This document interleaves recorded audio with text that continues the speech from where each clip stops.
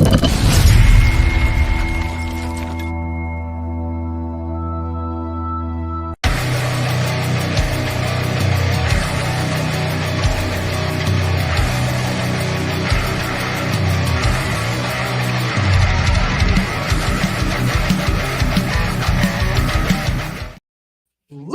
and gentlemen, boys and girls, we are back with a brand new episode of The Piledriver. I am the best in the world, Mike.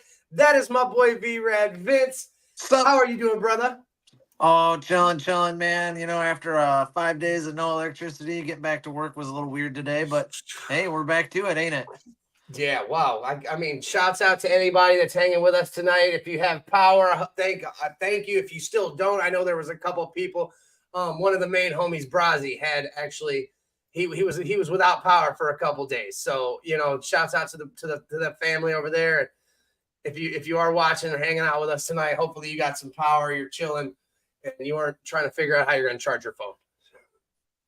That's got to be a real weird thing to do. You know, you can't charge your phone. How are you even going to go to work the next day? So. I mean, sitting in the car, essentially charging your phone. You know, I forget somebody had said something the other day, and they were like, not having any power. Like, do you know what it's like sleeping in fucking silence? Like, just silence. It's hard. There's no way. I can't remember. I can't tell you the last time I didn't fall asleep without the TV on. Yeah. I usually have the water, the white noise going, so I feel that. Oh, okay, yeah. I got one of those in my alarm clock, so I know what you're saying. I use the babbling brook. Yeah, running water. But this weekend we were part of Mega Championship Wrestling invading Niles, Ohio, and the retro toy market. My first one, Vince. You didn't go to that last. Did you go to the last one with Brutus? Yeah. So Vince's first one as well. Last time they did come into town, they had Brutus the Barber Beefcake. This time we were just given three great wrestlers from the WWF era. I mean, I was really excited for one, and I was kind of let down, but it was okay. Like, it wasn't bad. I won't say it was a bad experience. Like, he wasn't like a dickhead or nothing like that. It just seemed like he seemed like he had better things to do than talk to, you know, the five of us that were there to talk to him. Yeah. So, I mean, again, it was cool to see Tatanka. I wasn't too happy about the way he made us feel. Well, at least me, you know, like it just seemed like he was one of those people that, like, he's like, oh, you know, next. Yeah, you know, definitely felt rushed. There was nobody behind us. Like, it wasn't so. On the opposite end of the spectrum, though, Marty Jannetty and Gilbert were fucking amazing. They bullshitted with us for 10, 15 minutes apiece. They got involved, you know, with the wrestling at some points in time because the wrestlers were talking shit. As we know, Gilbert was our special referee for the main event. Which actually turned into, it was supposed to be a singles match. It turned into a tag team match. So that was kind of so cool. But yeah, we can go over this a little bit. I know you have the card a little bit. I remember parts of the card. I did referee and work this show, so I had a lot of fun doing that.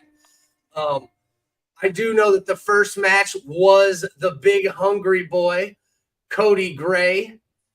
And who did he go against? Because his name was Chuck Morris. Oh, that's right. He went against Chuck the Truck. That's my boy. Chuck the Truck. That's right. Yep. So one of the Niles resident wrestlers, Chuck showed up for this event, and it was a really good match, man. Really, to start, I want to say Chuck really went for it by trying to scoop slam Cody a few times, and you know, he did end up becoming successful, I think at least once. But it definitely took every bit of his power. He also got a choke slam on old Cody, and I was kind of impressed being the first time I've seen Chuck. If you're familiar, you know, and I know you weren't around for this era of the Piledriver. In the early years of the Piledriver, we were very familiar with OCW, Ohio Championship Wrestling. Chuck the Truck Morris, when we came in, was their Ohio Heritage Champion at the time. So I am very familiar with Chuck Morris. Great guy, great wrestler, great big man. I was actually happy to see him when he pulled up. He wasn't announced for the Niles show, so you know, seeing him was cool because, like I said, he's pretty good wrestler. Good match. I did see, Cody obviously picking up the W here, but he's on a tear, man. And did you see? Speaking of Cody, did you see this new promo? No, I didn't see. Oh my goodness, I'll have to send it to you afterwards. Cody Gray has invaded Colt Johnson's house. Cody Gray showed up at Colt Johnson's.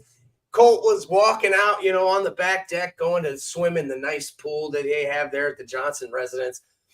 And who is in the pool sitting on a floaty? None other than Cody Gray. And he says, I figure if we're teammates, we might as well get to know each other a little better. That's a fair point. I mean, he's not wrong. Cody Gray just invading Colt Johnson's house, man. It was pretty funny. I can't wait to see where this goes. Hopefully they can keep up the camaraderie or the friendship at least until after September 20th. Let's hope. But I'll be honest, I did not print my notes out. So I'm a little okay. Lost at the end of I know that Cody ended up winning with that power bomb. He's been doing that pickup power bomb. Yeah, he did end up picking and putting Chuck away with that and picking up the victory. Like I said, in my opinion, it was a great match. Great way to start the show. A lot of energy from the big men. So kudos to them for putting on, coming out with Niles. And shout out to Niles. They didn't have. I won't say this is one of the biggest shows we've ever done, obviously. But the people that were there were into it, man. Yeah. They were into the wrestling. They were into the show. They were into the pageantry. It was great. So it was good. It was a good show overall. Next, did you notice that halfway through, we had intermission, and at intermission we had the first round, there was people, and it almost seemed like we got a different group of people for the second round for that after intermission show. So I thought that was kind of cool that it actually brought more people as it went on. This event, we advertised it. Like you said, not a lot of people really showed up, but the people that did show up, they showed the flowers that the wrestlers deserved. And I mean, we saw people both boo and cheer for our wrestlers. And, that's something that we always hope to see. No, 100%. They, like I said, they did show up. They were definitely there. They cared. They wanted to see a show, and our wrestlers definitely didn't disappoint. The next match, we had Madam President going against Mrs. Chuck Morris. Natalie May making her debut against Madam President. Another good match. I mean, they started off hot. Madam President clearly very upset still after losing that Baddies title at Converge. Kind of took it out on Natalie May and worked the leg the whole time. I mean, it didn't help that Natalie came out in the knee brace. So Sebastian already had focused on, this is what I'm going to target. This is what's going to happen. And ultimately, you're going to tap out. And Sebastian worked that game plan to a T. Yeah, I mean, got the submission win there. We even saw some outside of the ring action. At one point, Madam President ended up having to sit on the lap of one of the fans. Just so funny to watch their faces when you have people like that on your lap. So that was kind of a moment of enjoyment. But yeah, I mean, this was a great match. Especially, it was our only women's match, so it was great to have.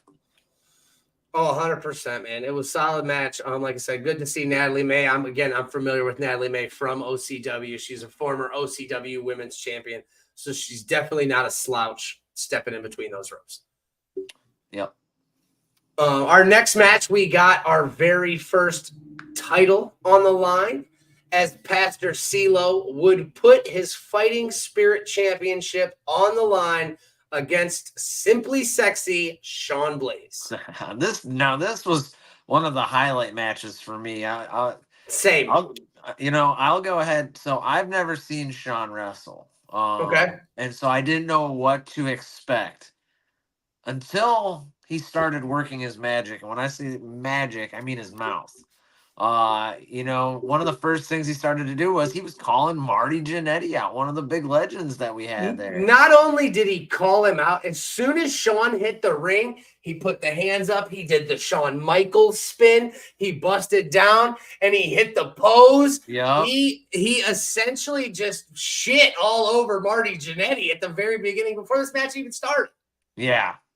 And that was a wild to start. I mean, you have a living legend right behind us, and you're gonna start running your mouth when really you should be, puckering up. Yeah. And another thing that happened before really any of the action could happen was our poor cameraman Mike got his shirt stolen off of his back. Mark. He stole Mark's shirt. Mark came into the show. Our ringside camera guy. He comes in. He's ready to work the show. And, he knew what he was doing. He's like me. He's a big HBK fan. He knew Marty was going to be there, so he kind of took a little shot without saying anything. And he walked in with a gorgeous Shawn Michaels shirt on. I'm talking, it was vintage as hell, and it looked cool. And, yeah, Marky comes in with this Shawn Michaels shirt on.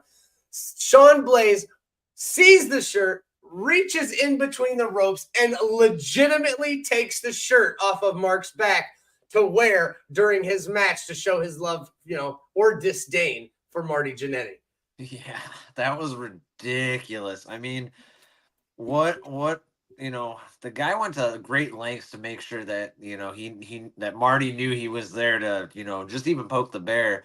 And again, this match went all over the place. We saw Pastor CeeLo do his usual great moves on Shawn. Again, Shawn, I really was not familiar with him, so I took him in as like a little bit of a grain of salt. We did see, and I will admit, I did see a very good super kick out of him, which I was, expecting after realizing his gimmick. But this match ended up going out of the ring all the way to the tables where Marty Jannetty had been sitting this entire time. And I think Marty had had enough. He socked old Shawn Blaze right to the mouth, man. At one point, Pastor CeeLo was over there, and he had chased Shawn Blaze, like you said, all the way over to Marty Jannetty's table. Shawn is in Marty's face, just talking smack to him. Marty's like, they're gonna go, and then out of nowhere, CeeLo comes up from behind and kind of just gives Shawn one to the stomach, doubles him over, and then holds him there for Marty Jannetty to, like you said, lay that big right hand in and knock Shawn Blaze down on his ass in front of the Niles faithful. That was so awesome. Glorious moment from Marty Jannetty. I mean, it was cool. I was right there. I got to see a legend punch one of our wrestlers. It was fun. You got to ref this match. This was my first match of the night, and I was told, by General Manager BX that, on the title matches, kind of be lenient with my counts. So I was lenient, and we ended up making it over by a legend. And, the rest is history. I mean, pictures will be up on Jose Rodriguez Photography and Shellbell Photography, within the coming days, I'm sure. But, dude, this match was special. It was fun. We had a young gentleman on the sidelines passing out Twizzlers. He was giving wrestlers Twizzlers. He gave me a Twizzler as a referee. It was great. Yeah. And another real good spot on this was, if you remember, CeeLo was taking Shawn and bouncing his head off the apron and then onto a chair and then onto an apron. Well, then after they made their way back from Jannetty's, Pastor CeeLo said, "Stop. You need a drink." And smashed Shawn's head on a big gulp that was sitting on the chair there. I don't know if a fan left it there or somebody, but hey. There was nobody there by it, and Shawn was thirsty, apparently. So, yeah. So, but Pastor CeeLo got the win. Ends up picking up the victory after the Holy Testament. I think that's what it's called. He didn't crucify him this time. It wasn't the crucifix driver. He's calling it something. I thought he crucified. No, that wasn't how he won the match. He won it with that spinning, suplex he's got. I forget what he calls it. That's right. You're right. Pastor CeeLo picks up the victory. It was a good match, man. Next match was, what was the next one? Damn it. You refed it too.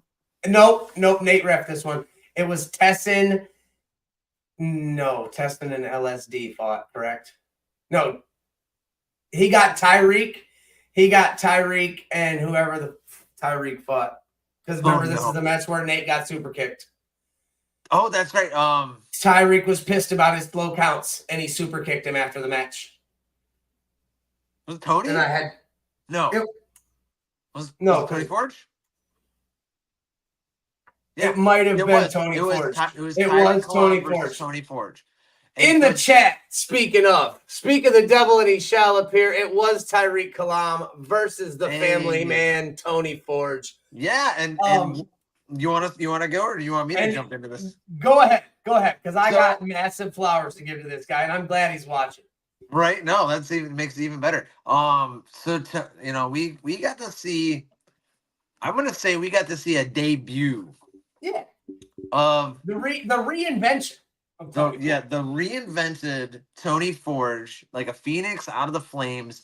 This man comes out, and he looked really, really dapper. He had some suspenders on, a very nice shirt, some nice slacks on. A cardigan. He made sure to tell me that it was a cardigan, not a sweater. His entrance gear consisted of a cardigan, and he had his morning coffee. He came out. He's saying hi, hello, good morning to everyone. We got the family man. He's my dad, Tony Forge now. So this is 100%. What a great start. Yeah, for those of you that have been following Mega for a while, Tony Forge, formerly known as the Metal Heart, has decided to take a new route, and he's embracing his fatherhood, and it's working. It worked. He was over. The kids loved him. The parents loved him. Like you said, the gimmick with the suspenders, with the he had changed his ring tights, his ring gear, whatever, ring pants, whatever you want to call them. They were very khaki-esque. He had a polo on. Dude, like, throw the man in some New Balance 3s, and he is the ultimate dad. Like, it was perfect. Kudos to him. I can't wait to see where this gimmick goes, man, because I fucking love it. Yeah. And same. Just, he put in a crazy good match against Tyreek Kalam. Like I said earlier, Tyreek upset with referee Nate for what Tyreek deemed a slow count. He deemed a slow count. It looked okay in the back for me. Like, it didn't look like it was that slow of a count, but we all know you got to be careful when Tyreek Kalam's in the ring, because the man is angry. He's on a mission for Alex Daniels, and he said like last week on Turmoil, he's not going to stop until Brandon gives him a match with Alex Daniels for that title. So, I mean, just creating a wave of destruction. And, he gets pissed off at referee Nate. He gets Tony Forge down, gets the 1, 2, 3 finally. As he's standing up with Nate, Tyreek takes a step to the left. Bam! Right foot right across Nate's jaw. Knocked him out cold. I had to go scoop him out of the ring. Gotta go clean up that mess. Yeah, no, and like you said, like, Tyreek's been on this tear. I mean, they don't call him the hardest striker in Mega for, no reason but that. I mean, we even ended up seeing Tony bleeding in the mouth. I think he even got kicked in the mouth. Yeah. So, again, we saw a great debut. Unfortunately, he didn't get the dub, but Tony Forge, you look great out there, bud. So kudos to you. And then Kalam as well, man. Kalam's been on one, and I get more and more excited to see like where he goes. I want to see this match between him and Alex Daniels. No, I could see it. It could be good. Tyreek, obviously, like you said, the strong striker.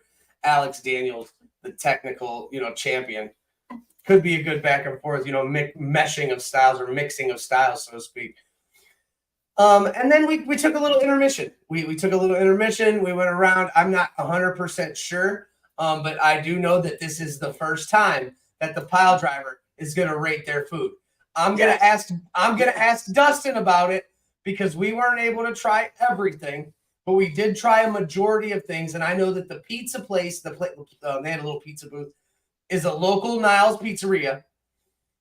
They had pizza, $2.50 a slice, or a 10-inch pizza for $10. solid, and it was a Yes. nice size slice of pizza. It wasn't no little bitch slice of pizza. And then they had homemade cannolis. I ate the pizza and the cannolis.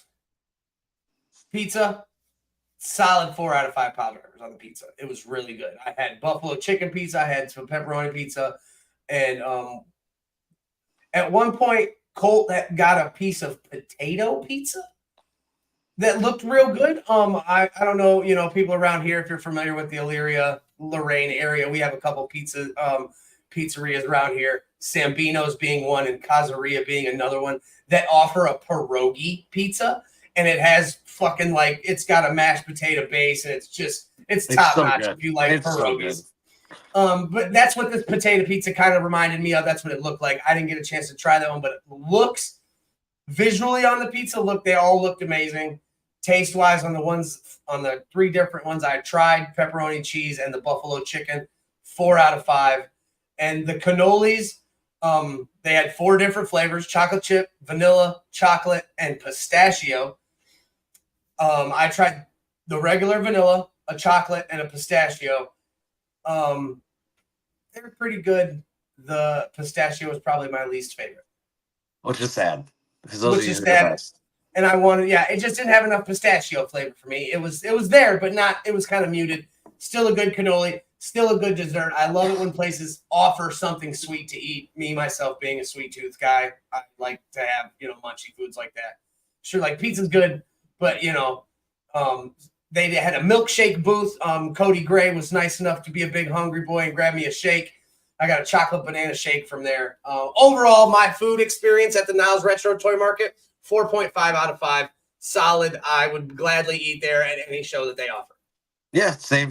Yeah, I only had the pizza, but it was good. I'll give it a 3.5. Just because the buffalo chicken, it wasn't enough buffalo for me. It didn't have a real spice to it. But hey, I was gonna say, I think Pastor was solid. said the same. I think Pastor CeeLo said the same. He said it needed a little more kick. Yeah, for sure. I mean, but the pepperoni pizza was good. The crust was amazing. That's one of my favorite things on a pizza. And like you said, if I had the cannolis and you said they're a little warm, you want your cannolis a little colder than that. Well, yeah, that was another thing. I mean, we were outside. They were in a little refrigerated box, but they were, they weren't like nice ice cold. It was still, but they were delicious. Yeah, no, and it was nice just to have some options right there. We didn't have to go to McDonald's down the street or anything. I mean, they really shelled out I can't remember the guy's name that was running the shop. We talked to him a few times. Mike, that's right. He was great. So he put a lot into this show, and you can tell he really gave a crap about this, and wanted to bring. It wasn't just about bringing customers to his store, but it was about having a good time and bringing wrestling to his little part of the area. Yeah, no, 100%. And I was gonna shout him out as well, so I might as well just get it out of the way now. Shout out to Mike.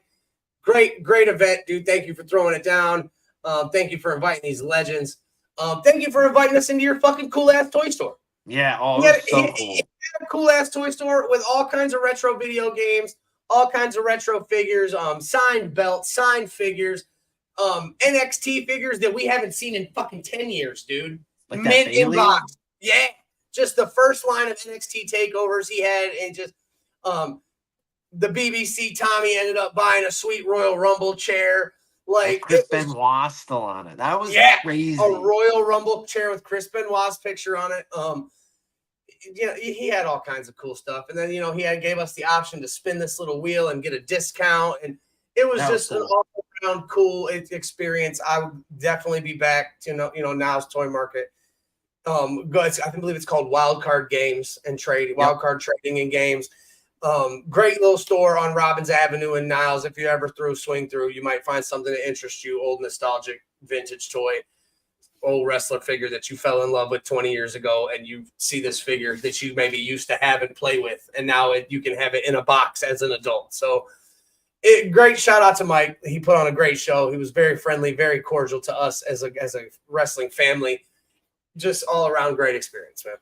Yeah, and I mean, even not only did we have his store to go and check out, but we had a couple booths set up with a lot of wrestling memorabilia. I mean, we even saw a signed Bob Orton Elite, and it was just a figure he signed, like He Bob Orton signed it on signed the his back back. on. Yeah, I almost went over there and bought that one. That was just one of those cool things. What was that ECW title too? I've never seen that. So it was an ECW replica television title signed by Super Crazy, along with an ECW original figure Super Crazy in the box still.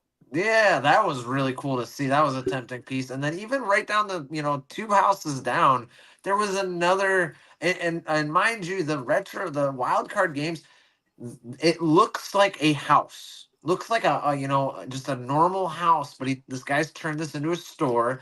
And then 2 doors down, there's another toy store that has some of the coolest memorabilia I've ever seen, especially when it comes to Star Wars. Dude, They he had had the whole Star Wars wall. yeah, they had that they're the life-size Jar Jar Binks and R2D2. R2D2. They had such cool stuff. They had a life-size Simpsons display. And those guys were really cool. That's actually where you had to go to the bathroom, which was kind of funny. But they opened their doors to us, so I Yeah. didn't get those 2 guys' name, but they were very nice. So shout out to the other store that was letting us go and use the restroom and all that jazz for them. And now, come back from intermission. Before we went to intermission, we had saw the family man, Tony Forge, get defeated by Tyreek Kalab. Coming back from intermission, we had a battle royal. Anybody and everybody was invited to this battle royal, and we saw some good spots. Simply Sexy Sean Blaze got thrown out of the ring, I believe, a total of 5 times, and he kept trying to make his way back into the Rumble and win, and he just kept getting tossed over. That was good. It ended up coming down to Chuck the Truck Morris and the family man, Tony Forge, where both of these men were teetering back and forth. They actually both ended up going over the top rope and fighting on the apron.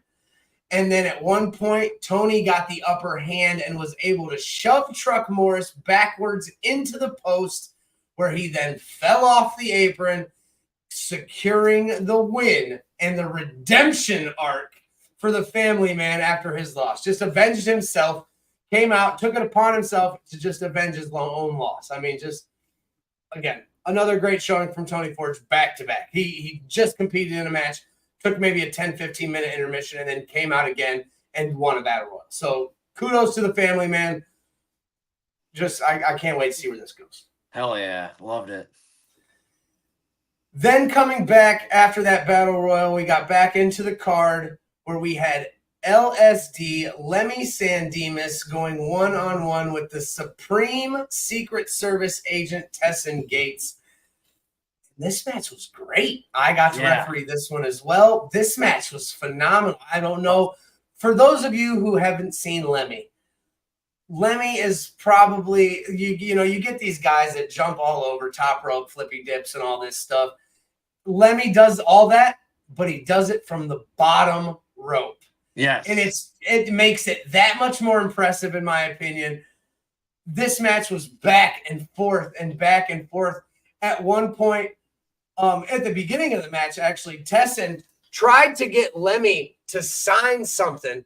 It was a contract for the Secret Service. It was a contract. I got to peek in. I got to peek in there and see, and Lemmy was refusing. Lemmy refused. And eventually, Madam President made her way to the ringside to try to get Lemmy to sign during this match, and he still refused. Like I said, back and forth, great match. Lemmy hit moves. Tessin almost caught him with the Gates wrench powerbomb.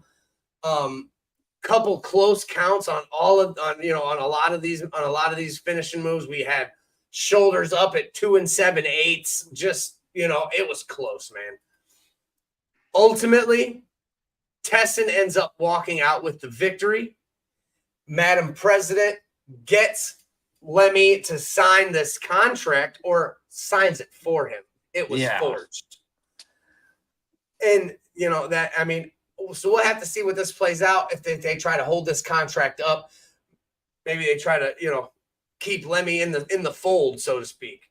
I liked that. I heard as they were walking away, Tessin's like, "I got the hippie a job," and that was something. I do want to shout out both parties though. we saw, like you said, let me do a bottom rope moonsault onto Tessin. And we also saw Tessin moonsault and miss. Oh my God, dude, I know he missed. It was one of the most beautiful ones he's ever done. It was pretty as gorgeous. hell. It was so good. And then just Lemmy was just ring aware enough to get himself out of there last minute. And it was kind of like I saw it go. And like you said, it was a very beautiful moment. And then, flop. So Testin will get one, though. And when he does, it's going to be just chef's kiss. Hey, I mean, I keep hoping for it. It like I said, this is another one that looked beautiful. It wasn't there for him. But he was still able to pick up the W. He was still able to walk out of Niles a winner.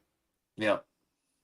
Taking us to our semi-main event, the Southern Center putting his Brass Knuckles Championship on the line against the Niles hometown hero, Dustin. Our old buddy Big Dustin Bowers. Dustin had a pretty good showing in front of his hometown crowd. I mean, he gave it his all, and we won't get into the whole match because we still got a lot to cover tonight. I don't want to. We spent a lot more time on this because it was a good show.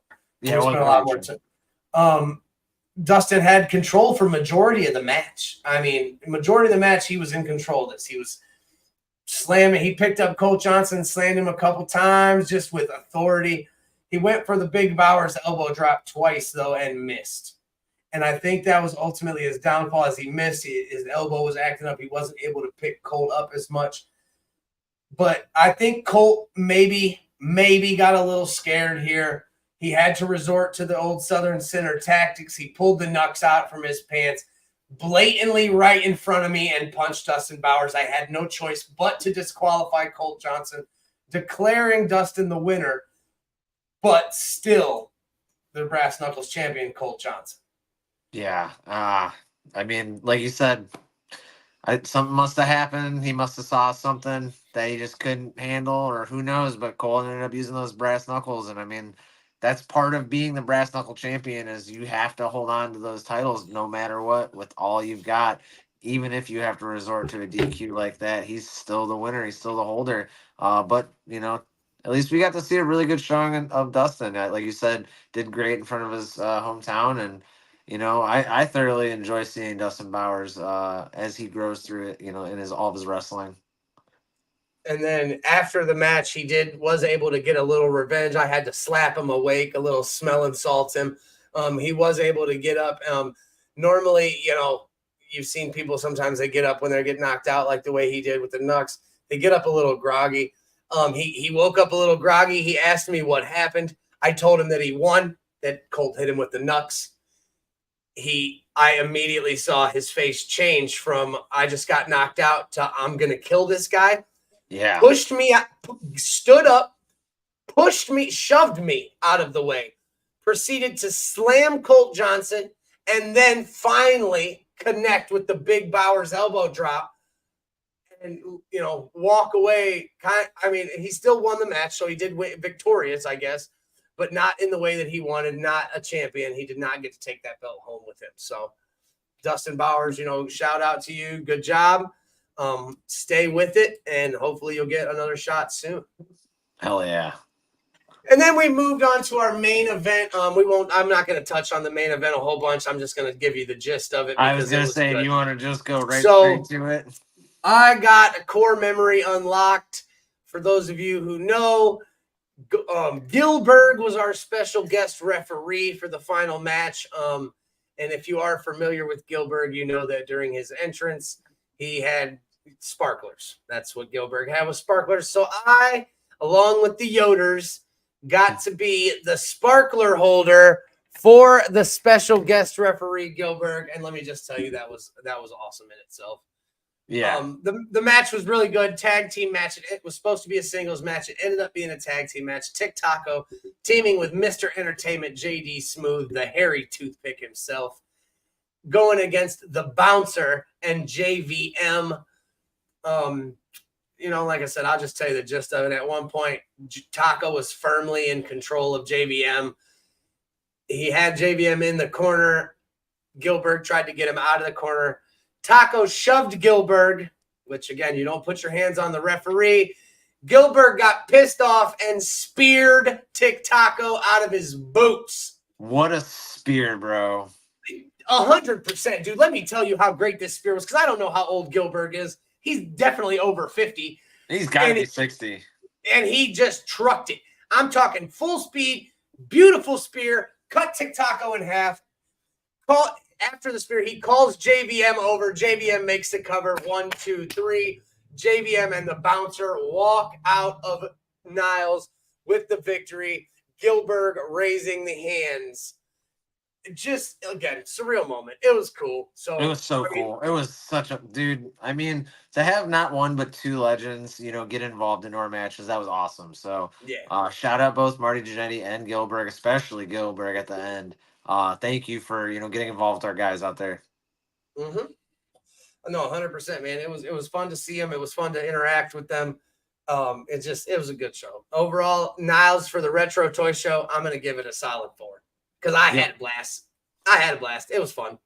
I'll go ahead and say the same thing for getting to meet these guys. I got a couple autographs. Just a great time. Getting to speak with Marty Jannetty a little bit. He signed an old video of mine that he'd been in, and he sat there and talked about some of his memories on that tour. So that was one of those moments you don't get all the time. Like we said, Tatanka didn't really give us the time and day. I mean, you can even tell, like how you said, rushed, because you see his autograph and he didn't put a lot of time into it. Whereas, you saw Marty Jannetty actually wrote his name and the new rockers on my VHS. That was so cool. So again, shout out to those two, Gilbert and Marty, as well as Mike, for putting this on. This was great. And shout out to Brandon Xavier for letting us be a part of the day. Yeah, hell yeah. Great. It was a great time. And that was last Saturday. That was yesterday. That was yesterday. Now let's talk about this upcoming Saturday. The 7th, I believe it's the 17th. It might be the 18th. It is 17th. The 17th. It is the 17th, yep.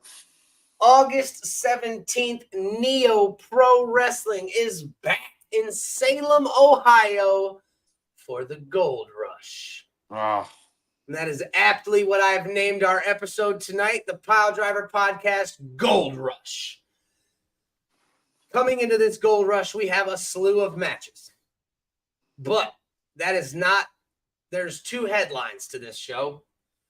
One being the Gold Rush Battle Royal in itself, where the winner will receive, there's 15 competitors, it says on the flyer. 15 competitors, one will walk away with a title shot at either Patrick Hayes or Eric Fallen on the September 21st show, Set the Standard.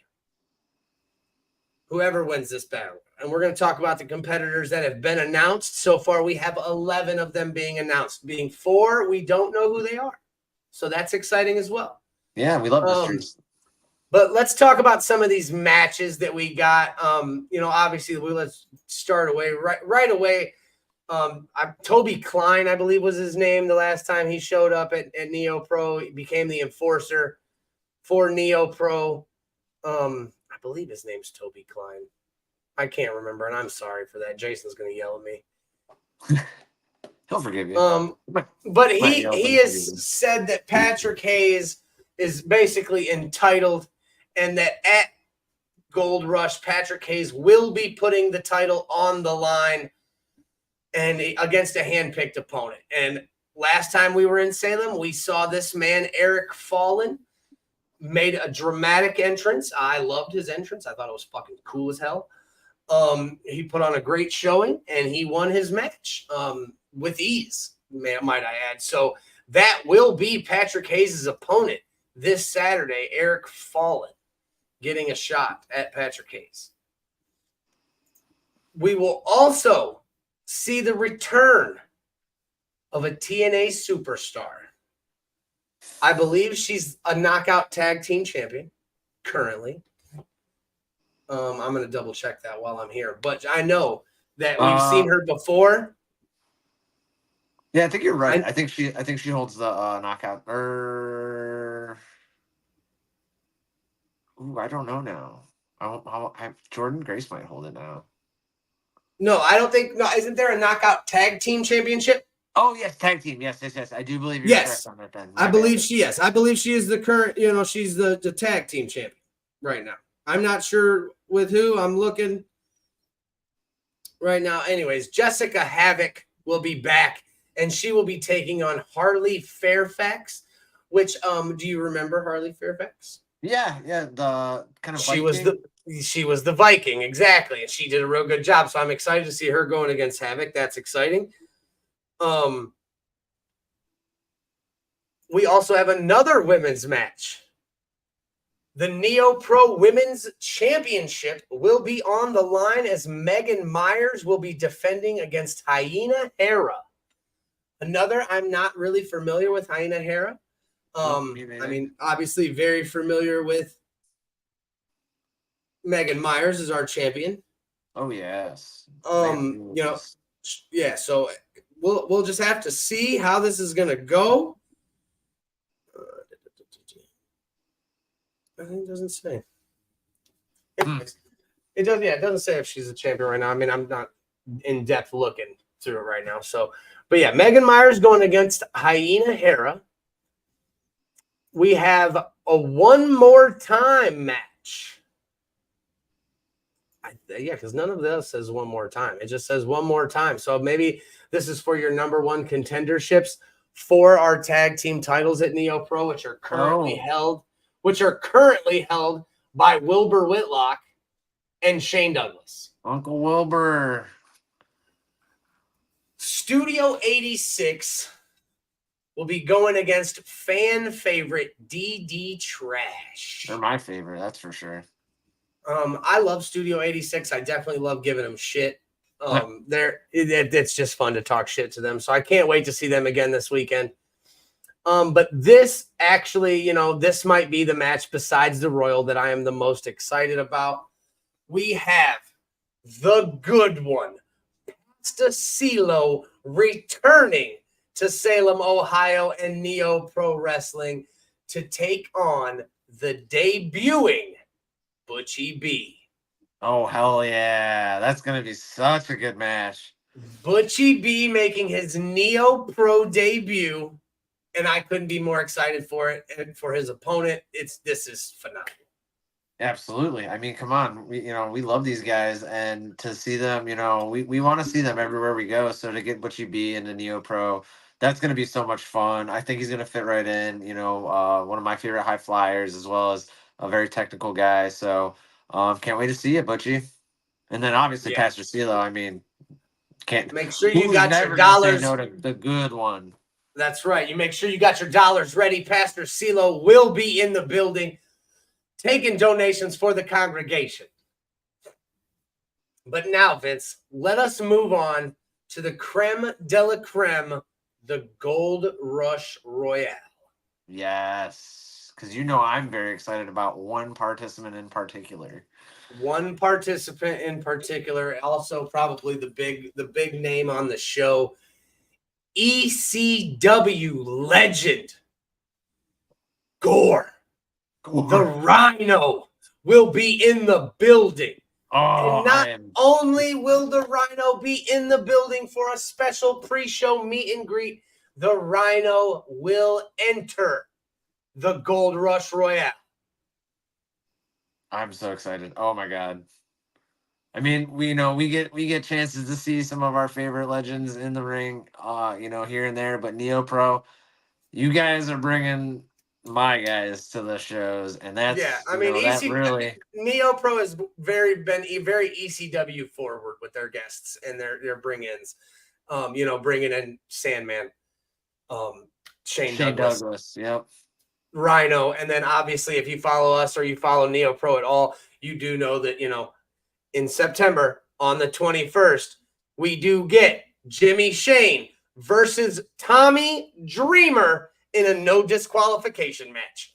We'll definitely talk more about that. Well, maybe I'll try to get Jimmy on the show before September. We'll get Jimmy back on here. It's been a while since we've had No Shame on, and see, what he's got cooking up for this legend.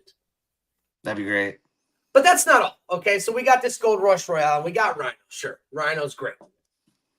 But that's, and I hate to call him this, Rhino is the star of yesterday. These are the stars of today, my friend. These are the stars of today. We have the intense icon, Joshua Bishop, entering the Gold Rush Royale. Yeah. We have Uncle Wilbur entering the Gold Rush Battle Royale. We have the homie, Dantavio, is entering the Gold Rush Battle Royale. Oh, hell yeah. We have not one, not two, but three members of 440 Yellow in Atticus and Otis Koger and Zach Thomas entering the Gold Rush Royal. That's a lot of yellow. We have the debut. I believe it's the debut in NEOPro for GG Jacobs making his entrance into this Royal. We have one of my favorites, one of your favorites, and everybody in the Cowpoke Posse's favorite, Cowpoke Paul, making his return to NEOPro Wrestling to enter this Battle Royal. Yeehaw. And then the last two entrants that have been announced. Like I said, on the paper, it says 15 competitors, only one winner. We only have 11 entrants announced right now.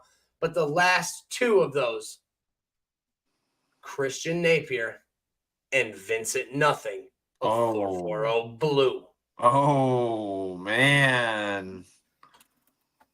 Now, I if you heard me, I did say 3 of 440 Yellow. So Blue will be outnumbered by 1. My next question to you, Vince, is like I said, we have 4 empty spots still. Do we see an RSP or a Big Al to even these numbers up? 440, both blue and yellow, they always travel in packs, and where one goes, the rest follow. And that's not even, and let's not discount here.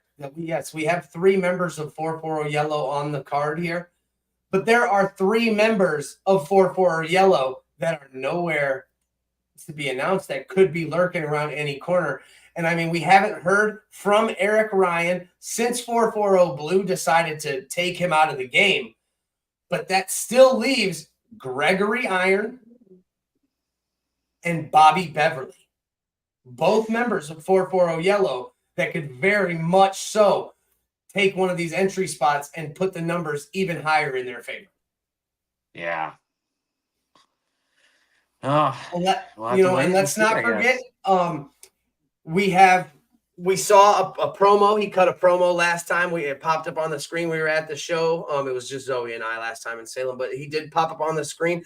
Another surprise entrance that I'm hoping for personally, the Ultra Star. We haven't seen the Ultra Star in NEOPro since Patrick Hayes defeated him. He cut the promo saying he was going to come back and come back even harder. Hope maybe this is the time. Maybe one of them spots is the Ultra Star. Maybe one of them spots is Justin Maine, who's also put out a big case for himself and that he's only here for himself. Another spot that could be up for grabs, somebody we've seen in NEOPro plenty of times. Actually, 2 of them, they run together. The Beast Man. Oh, yeah. Matthew Taylor. Oh, imagine that. There's all kinds of names that we've seen at NEOPro in the past that could potentially pop up to take one of these spots, man. The only way you are going to know who's taking those entry spots and who's winning that Royal Rumble is if you show up to NEOPro this Saturday. At Salem, 1688 South Lincoln, Quaker Hall. We've been there before. We're doing it again. I just can't wait. Me neither. Oh, Mr. Toby Klein, I said it right. Did I say it right? What did I say? Yeah, you said it right. You said it right. Yeah. Jason said raw, angry words. And then he said Mr. Insanity, Toby Klein. That's what I said. That's what you said.